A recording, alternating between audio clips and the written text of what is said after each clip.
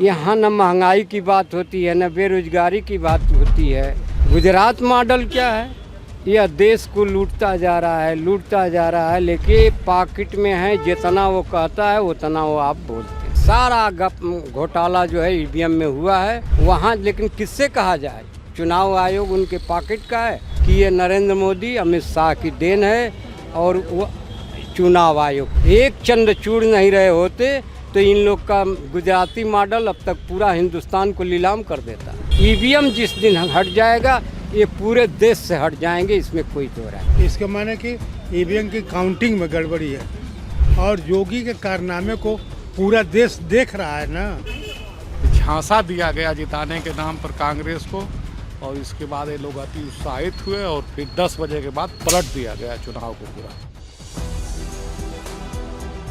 नमस्कार, मैं हयात अब्बास और आप देख रहे हैं 4 PM न्यूज़ नेटवर्क। लगातार विधानसभा चुनाव चर्चा में बने रहे और सबसे ज़्यादा चुनाव जो चर्चा में था वो हरियाणा का चुनाव था, लेकिन जिस तरह से भारतीय जनता पार्टी एकदम से पीछे चल रही थी, लेकिन फिर वो आगे चलने लगी और कांग्रेस पीछे हो गई। मैं बात करूंगी विनेश फोगाट की। पहले वो पीछे दिखाई दे रही थी लेकिन उनकी जीत पक्की हो गई। कश्मीर की बात करूं तो भारतीय जनता पार्टी को एक तरह से 370 को जो हटाने को वो कहते थे, लेकिन एक मुंह तोड़ जवाब मिला है कश्मीर में और बीजेपी वहां से हारी है और कांग्रेस की जीत हुई है और एनसी की जीत हुई है वहां पर। लेकिन अब लोग क्या कह रहे हैं कि आखिर ये इतना उलटफेर, इतना बड़ा उलटफेर क्यों हुआ हरियाणा चुनावों में? जितने भी सर्वे थे वो सब कांग्रेस की जीत दिखा रहे थे, लेकिन ऐसा क्या हुआ? एक बार फिर से ईवीएम सवालों के घेरों में है। लेकिन लोग इस हरियाणा चुनावों को लेकर क्या कुछ सोच रहे हैं, क्यों हार हुई और इसके पीछे वजह क्या रही, जान लेते हैं। चाचा, आप हरियाणा चुनाव में जिस तरह से भारतीय जनता पार्टी की एक बार फिर से जीत हुई है, इसको कैसे देख रहे हैं? लगातार कांग्रेस आगे थी, एकदम से रुझान आते हैं जो चुनाव आयोग जारी करता है कि उसमें कांग्रेस पीछे हो जाती है और बीजेपी आगे। कैसे देख रहे हैं इसको? देखिए, ऐसा है कि ये तो सबसे श्रेय आप लोग पर जाता है मीडिया का। हम लोग तो न वहाँ हरियाणा गए, न हरियाणा प्रचार किए, न देखे न सुने। आपके माध्यम से हम लोग जाने कि कांग्रेस की सरकार आ रही है। आपके माध्यम से हम लोग यहाँ तक जान गए कि 10 बजे 11 बजे तक कांग्रेस बढ़त में है। फिर आप ही के माध्यम से हम लोग जाने कि नहीं, कांग्रेस पीछे हो गई, बीजेपी आगे हो गई। अब इसका तो ये देश के चौथे स्तंभ में आप लोग हैं, आप कैसे इसको देखते हैं? यहाँ न महंगाई की बात होती है, न बेरोजगारी की बात होती है। किसान आत्महत्या कर रहा है, न उसकी बात कभी होती है। बात किसकी होती है? गुजरात मॉडल की। गुजरात मॉडल क्या है? यह देश को लूटता जा रहा है, लेकिन आप और आपके चैनल, मैं आपको नहीं कह रहा हूँ, लेकिन ये अधिकांश चैनल जो हैं उसके पॉकेट में है जितना वो कहता है उतना वो आप बोलते हैं।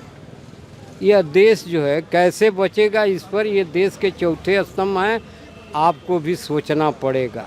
चाचा, तो ये तो चुनाव आयोग ने जो आंकड़े जारी किए हैं उसी को तो दिखाया जा रहा है, लेकिन क्या वजह रह गई जो आपको क्या लगता है कि कोई उलटफेर हुआ है? बिल्कुल बिल्कुल, इसमें कोई दो राय नहीं है। सारा घोटाला जो है ईवीएम में हुआ है।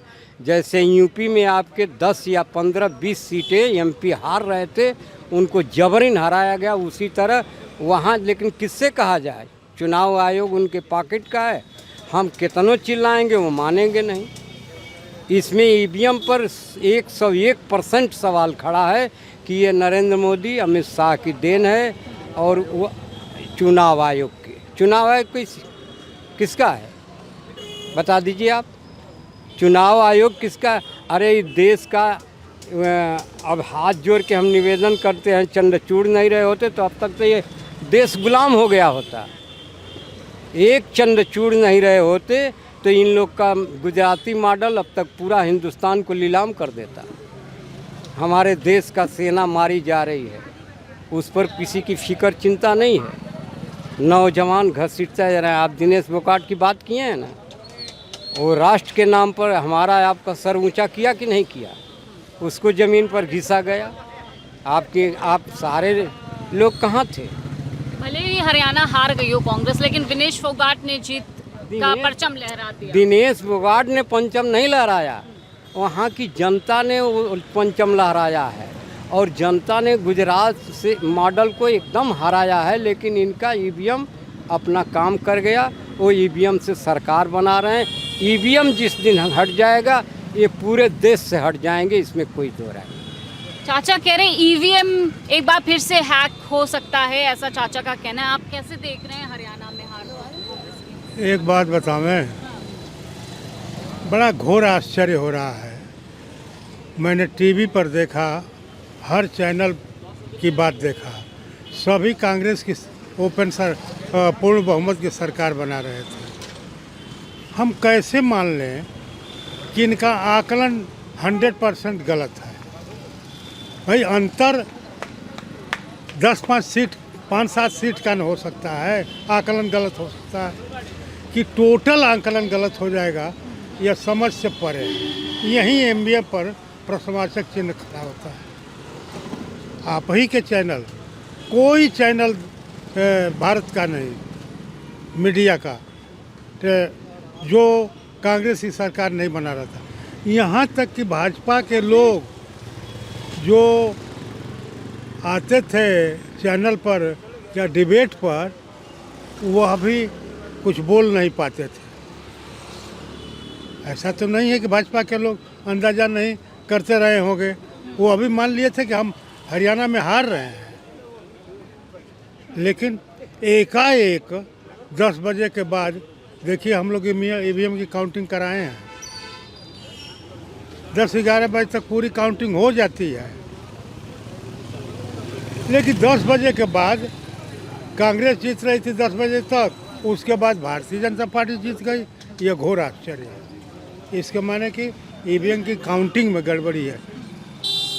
जम्मू कश्मीर में जो चुनाव हुआ, एक तरफ मोदी जी कह रहे थे 370 हटा दिया, लोगों को वहाँ के फायदा हुआ है, लेकिन वहाँ पर भारतीय जनता पार्टी की करारी हार हुई है। कैसे देख रहे हैं इसको? आप सुन लीजिए, जम्मू कश्मीर में भारतीय जनता पार्टी करारी हार होगी।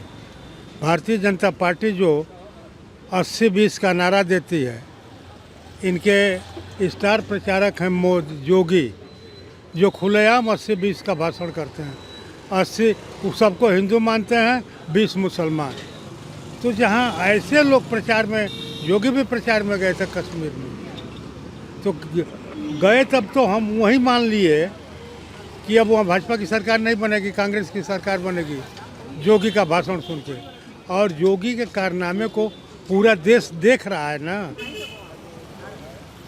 आप एक बार बताइए, वीर अब्दुल हमीद का नाम मिटा देंगे? कैसे मिटा देंगी? कैसे मिटाओगे योगी जी? यह निर्विवाद सत्य है कि अमेरिकी पैंटन टैंक भारत पाकिस्तान युद्ध में जो आया था, वो दिल्ली पहुंच रहा था। अब्दुल हमीद अभेद्य मानता था अमेरिका, लेकिन अब्दुल हमीद की पैनी निगाह उस जाली पर पड़ी और निशाना बनाकर बम से टैंकों को तोड़कर मेला लगा दिया।